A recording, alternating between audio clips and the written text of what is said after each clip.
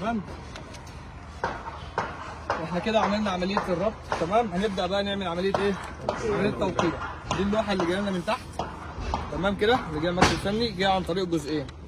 اهم عمليه عندي ان انا ابقى موجه اللوحه، ابقى عارف اللوحه بتاعتي. انا عندي هنا دايره اهو، هبدا اوجه لوحتي. الداير بتاعي من اول هنا كده. تمام كده، كله يبص معانا. تمام. الداير اللي عندنا اهو باين اهو، النقط كلها باينه هنا. هو بيطلع كل متر نقطه او كل نص متر نقطه. ليه؟ عشان النجار ما يلحقش يبقى فيه نسبه خطا كتير. النقطه دي بيحترم عليها، بيعمل عليها الجنب بالظبط. فهو بيقلل النسبه بحيث ان هو ما يبقاش فيه خطا كتير. يبقى انا اول عمليه بعملها كده، بوجه اللوحه، ببدا اعرف انا هبدا منين. يبقى انا هبدا من هنا، من الداير من هنا، وهنا هبدا من هنا من النقط بتاعتي.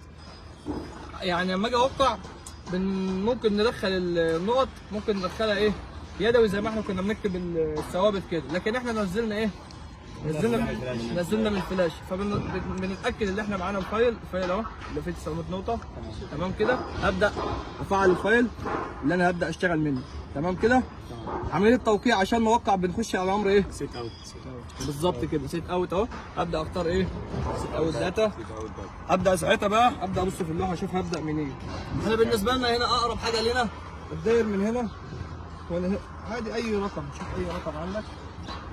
نبدا مثلا من هنا من 633 مثلا. نبدا نشوف 633 هنا. تمام كده. ابدا اجيب النقطه من اللود، ادخل اللود، ابدا اشوف النقطه فين. انا هختار دلوقتي ايه؟ 633. كل نقطة موجودة بالاسم بتاعها على اللوحة. يتم استدعاء النقطة بالضغط على لود يعني تحميل. نقل الملف على التوتال أغناني عن كتابة الإحداث في الموقع في الشمس لتلاشي دخول أي رقم غلط، وبالتالي يتم توقيع النقطة في مكان تاني خالص. أبدأ أختار 633، أضغط إنتر، أضغط أوكي. هيبدأ يقول لي إيه؟ صفر الزاوية. الدي اتش 8 دلتا هوريزونتال انجل. أبدأ أحرك الراجل اللي معايا. يلا يا محمود. لا يا باشا روح.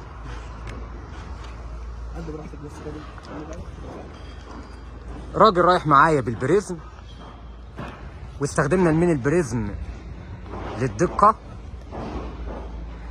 بص، هي في الأول هنا كده بنوقع الداير الخشب، والداير الخشب هنا عبارة عن أرك لأنه هو مول. معاك وصلة كمان؟ وكلما كان في دوران كلما زادت الدقة وتكثير عدد النقط. أبدأ أول حاجة أوجه منين؟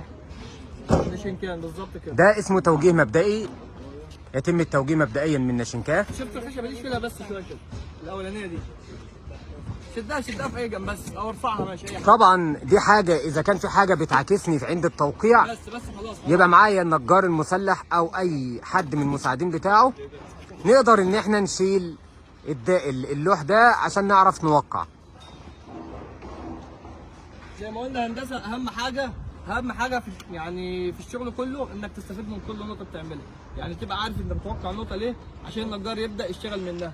النجار مش هيبدا ينفذ اي حاجه الا لما النقطه دي تتوقع، بالتالي الشغل بتاعه يطلع مظبوط. لو انت ما وقعتلوش نقطه وطلع هو من غير اي حاجه، نص الشغل ده او ثلاث ارباع الشغل ده كده خلاص كده غلط. فانت اهم حاجه عندك تبقى عارف بتوقع النقطه ليه. تمام كده. ابدا اوجه الراجل. اتحرك يا محمود يمين بس، شمال سنة، وجه شمال، اظبط ميه بقى كويس. ابدا اعمل عمليه ايه؟ فيجن.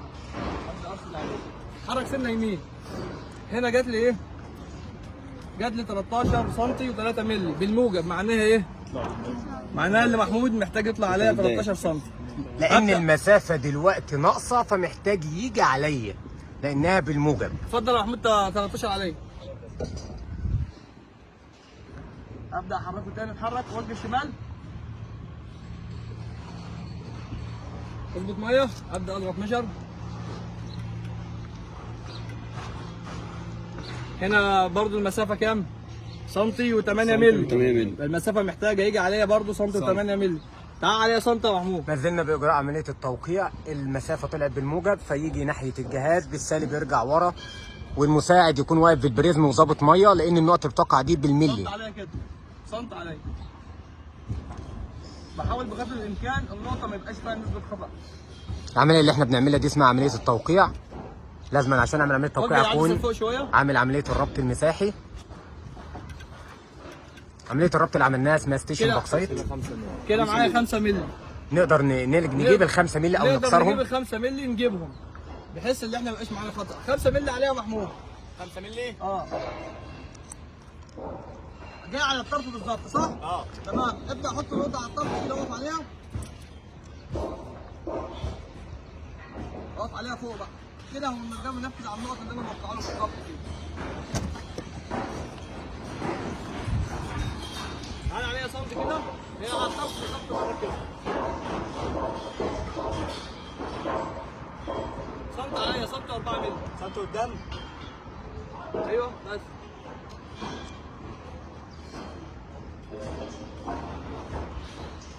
وجه العدسه لفوق شويه كده. معايا ايه؟ 7 مللي. 7 مللي عليها محمود. كده عليها على الطرف بالظبط صح؟ تمام يا هندسه. تمام. ابدا هات نقطه ثانيه كمان معاها. هنبدا ندخل النقطه اللي معاها كمان اللي هي كام؟ احنا كده وقعنا 633. هبدا النقطه اللي بعديها اللي هي بالترتيب بتاع 634. تمام. هبدا اخش تاني النقطه اللي انا بالظبط كده. هبدا اعرف على انتر ايه، هبدا اصفر الزاويه دي اتش ايه، اصفرها.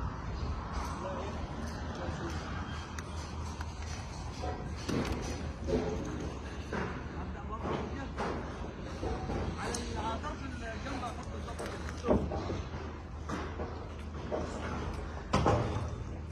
ابدا اوجهه. خش صمت كده يمين. اظبط ميه. ايوه هي على الطرف بالظبط كده. كده فيها ايه؟ صح. 9 مللي سالب. يبقى المسافه محتاجه ايه؟ سنت ورا يا محمود.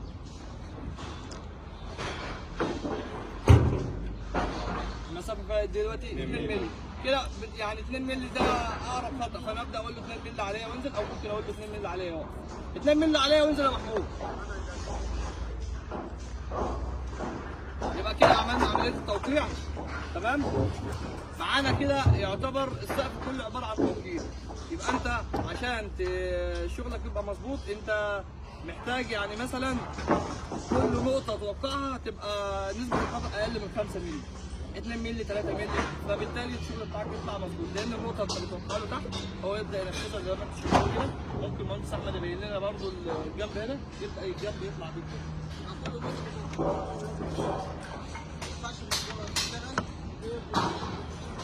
وما بعد توقيع النقط يا هندسه؟ توقيع النجاره ايه اللي يحصل؟ وقعنا النجاره والنجار يشتغل عليها وشد الدايره الخشب. بعد كده بقى بنسلمها استشاري والحداد وينزل يبدا يشتغل تاني بقى. يعني الحداد هيحط الحديد داخل الدايره الخشب. بالظبط. انا سمعت هنا في الموقع ان انت برضه بتوقع الحديد. الامتداد او الحديد في الاتجاه الطولي والرأسي. بالظبط كده. الشاهد من الموضوع ان بعمليه التوقيع مفيش حاجه هتنزل في الموقع غير لما نحدد مكانها بواسطه جهاز محطه الرصد المتكامله التوتال ستيشن. زي ما قلنا الموقع مبني 100% على المساحه، يعني نجاره توقعها، حديد اتجاه حديد بتوقعه، كل حاجه حتى الداير بتوقعه. مفيش حاجه بتتحط في الموقع الا لازم المساح يكون هو اللي موقعها.